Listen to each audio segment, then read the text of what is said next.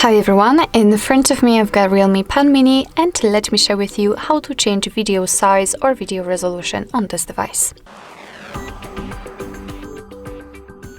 So first of all, we have to enter the camera, and right now we are in the standard photo mode, but we have to switch to the video one. So let's tap on it. If you can see this red dot, red color actually in the shutter button, it means that for sure you're on the video mode. So now we can enter the settings, which are in the right upper corner, and here we have to take a look at this video settings here. On the first position, we've got the video size, so let's tap on it, and as you can see, we've got three different options. We've got two different HDs and one SD option.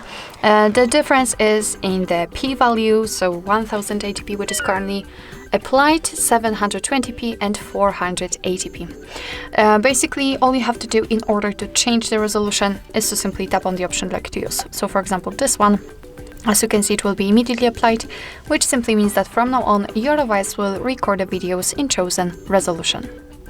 So basically that's all. This is how to change video resolution in your REALME Pad Mini.